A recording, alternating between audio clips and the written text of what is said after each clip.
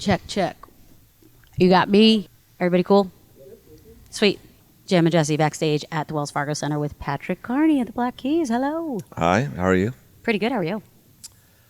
I was doing good, but then I put a piece of gum in my mouth and I didn't realize I was going to be on camera. So I have it in my mouth too. all right, I'll try not to chew it that much. Listen, congrats on quitting smoking. Oh, thank you. This is more because I have bad breath. Oh, Yeah, well. Congrats, I was though. sleeping on a bus, but Okay. All right. Did you ever smoke? I did. Yeah. You did it cold turkey, though. Mm-hmm. Well, I did too, but you Yeah. were doing it for like 20 years, right? Smoking for 20 years, yeah. That's insane. I know, it's dumb.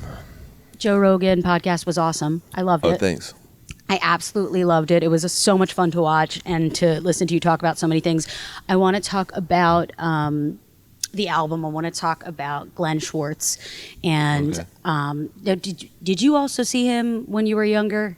Glenn Schwartz, who's a guitar player from, for those who don't know, from Akron, or from Cleveland, really. He was an original member of the James Gang and was later replaced by Joe Walsh. And he used to play this club in Cleveland called Hooples a couple times a month. And Dan used to go watch him. I never went up there. Okay. No. But we did get to play with Glenn once. Awesome. Yeah. You know, he's like very eccentric. He's very, he kind of is one of the most incredible guitar players, but he also has very strong religious beliefs that he would yell at the audience. That's wild. It was very wild. Yeah. Okay. It probably explains why, you know, he was kind of a secret to this day. Yeah, for sure. It was like, do you remember Wesley Willis? Mm-mm. Okay. He's a schizophrenic singer-songwriter, artist from Chicago who made about 30 albums in the mid-90s I know he made some for Rick Rubin. Really? But all the songs were, you know, basically him ranting about something. And the Glenn Schwartz experience was somewhat similar. Gotcha. In the barrage of verbal assault coming at you, yeah. Okay, well, Glenn inspired the whole electric guitar driven thing for the album. When I listen to the album, I don't know, is it offensive for me to say that it's like, I feel like it's like sex rock. I get like a sexual vibe from the beginning to the end, nonstop. I'm all fired up. Dan and I are both celibate, so. Okay, well then that freaking makes sense. Shine a little light. I think, you know, most of the time someone says that they're celibate, it means that they're just such a freak that no one will let them touch them. No one will welcome them into their bedroom. So they've remained celibate. But so you guys are freak leaks. so we're not celibate, no. Okay, good to know. Yeah. What else did I want to ask you about? Okay, so the whole fighting thing was totally like over exaggerated. You guys didn't take that break because you hated each other. That was just a whole thing that you guys did for the music video Go. But correct, right? Yeah, I mean, we didn't even think of the concept. I mean, there were That's what I was times gonna ask you. there have been many times in the 20 years that we've had the band where one of us has had to tell the other one to, you know, they run the radio, so I can't really say what we would tell each other, but You can. It's video. okay, you know, tell him to fuck himself or whatever. I mean, you know, I tell my brother to go fuck off about once a month. It's natural. Yeah, but no, we weren't like necessarily. We weren't fighting at all. We just were. We just took a break and stopped. He went his way, I went my way, and there was about a 6-month period where we didn't communicate, but it wasn't. I mean, it sounds kind of unusual, but I talked to my older brother Will. Sometimes I'll go about 4 or 5 months without talking to him, but it's more because we're both just doing other stuff. Got it. And he works when I'm asleep. Okay. most Opposite of the time. schedules. Yeah, and Dan's also kind of similar. because he gets up really early. Now I do get up early because I have a child. Congratulations, by the way. Thank you, but I hate it. I mean, I love being a dad, but I hate waking up. The early part. Yeah, the early part. And I was fully convinced the first 4 months of having a kid that I would be able to convince. Like, I put blackout curtains in his room, and I had him getting up at 11 in the morning. And people were like, "This is insane!" Like, you're the baby whisperer. It's like Dave Navarro. He had like Dave Navarro's hours, and he was 3 months old. But then he's now waking up at 8. So okay. So you guys, it was a little exaggerated. You guys didn't hate each other. It was fine or whatever. Then that takes me to the music video for Go, where you guys go on a magic mushroom trip. You do have a story that is kind of about magic mushrooms. Did you have a similar experience like in the music video, or was it totally different in Amsterdam? I mean, I'm not a drug person. I'm not against most drugs, but I've never done most drugs. But I have done mushrooms because of Dan. About 20 years ago or 17 years ago. Whoa. A giant Smurf-like house. I ate like a Papa Smurf's house. It was like fresh. I mean, I'm from Ohio, you know, so like I bought these came from Amsterdam. So every time I try to explain to people who are like about what I took, that no one really understood. I finally kind of Googled it, and my understanding is I took one of the strongest mushroom. Yeah. It wasn't anything like the music video. It was more like pure panic and fear. And then I just started laughing at a bag of gumballs that Dan had. Basically, essentially, that was my day, and it lasted about 10 hours. And I've been. And then the only other time I have taken some sort of mushroom, I texted Michelle, my wife, and I didn't use a single vowel. And I looked down, and it was a paragraph with just consonants. Yeah. That's the next music video for the Black Keys. It'll be something like that. Yeah.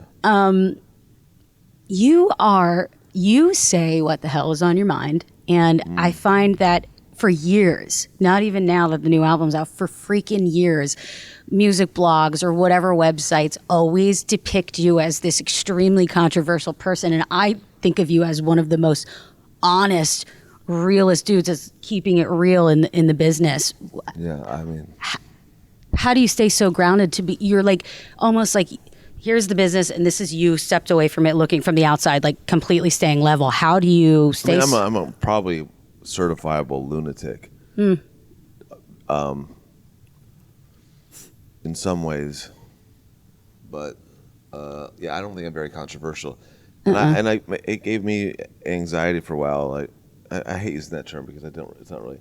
It made me embarrassed, like to even express my opinion sometimes, because I'd open up a magazine or something, right? And not like I'm sitting around reading our press, but someone would say, "Oh, you should check this out," and you called Sean Parker from Napster an asshole. I was like, and he's personally pissed, and I had to sent him a personal apology, but I mean, you know, I don't think that's a very controversial statement. I don't think so either. I mean, he might be a super nice guy, but he did single-handedly, like, kind of dismantle a system that there was no replacement for. So to this day, now you have all these bands who aren't making any money. Right. And it's really, you know, when Dan and I first started out, we weren't selling a lot of records, but when we would sell 10,000 albums in a year, it was the difference between us paying our rent or living at our dad's or our parents' house. You know? And now it's, you know, I was looking at, I'm always looking at some band's discography or sales or whatever. I saw some band that was like a pretty big Victory Records band, and I saw they put a record out and it sold like 7,000 copies, and at one point they had a gold record. It's like it's kind of destroyed, you know, a lot of the streaming and. Well, anyway, I'm on a tangent now. So I know what you're saying, but I guess the point is that yeah, like if at one point like I made fun of like Lady Gaga's music and someone was like shocked that like, and I wasn't trying to make fun of Lady Gaga. I know. I remember that too. But it's like really that shocking that like a 40-year-old man like doesn't like Lady Gaga. And you didn't even know who it was. You were listening. It's like it should. It's like it doesn't even. I don't know, man. People, but you know, it's like people are entitled to form their own opinion about me, just like I'm entitled to make fun of shit. But I think life is funnier or it's easier when you can laugh at stuff, and I've enjoyed life less when I've had to keep my mouth shut. Right, exactly. Yeah. When I saw the thing, I think about the Grammys, it was like, Patrick Carney's not a fan of the Grammys. I'm like, what did he say that was so wrong? It was so brutally honest. I didn't think anything was weird about what you freaking said. So it's just another thing. Well, I don't know. You go look at like the song of the year. I mean, I don't really know the winners. I would assume it's like a Bruno Mars song. It's like a who knows what it is, but it's definitely stuff that I'm not listening right. to. I listen to like the Frogs. You know what I mean? I'm a fucked up person. You know what I mean? When I'm listening to music, I'm not listening to like, you know, Billy Ocean. Right. I wanted to add to that, but I couldn't. That was so funny. Okay.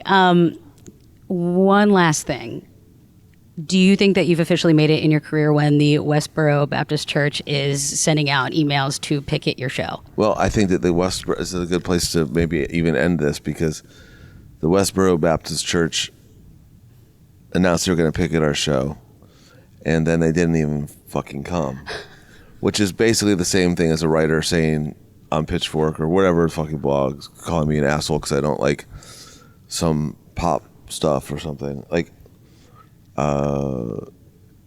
ultimately the writer doesn't care and isn't surprised. It's just something to write, and it's just something to click on, I suppose. Exactly. You know? I think that ultimately they're just kind of bummed out that most people don't know who I am, and they could give two fucks about what I have to say. Mm-hmm.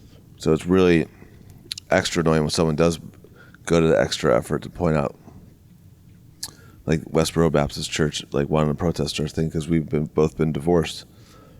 I've been very clear that I've always wanted my Wikipedia page to have 3 marriages on it, just so I could hold my own in rock stardom. You know what I mean?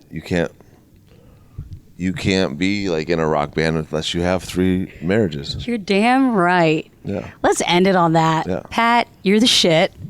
Thank you. I really appreciate you sitting down with us, and the freaking album is amazing. Thank you. Oh my God, from start to finish. I'm that weird person that clicks on the one song over and over and over again to hear it a million times. That's me.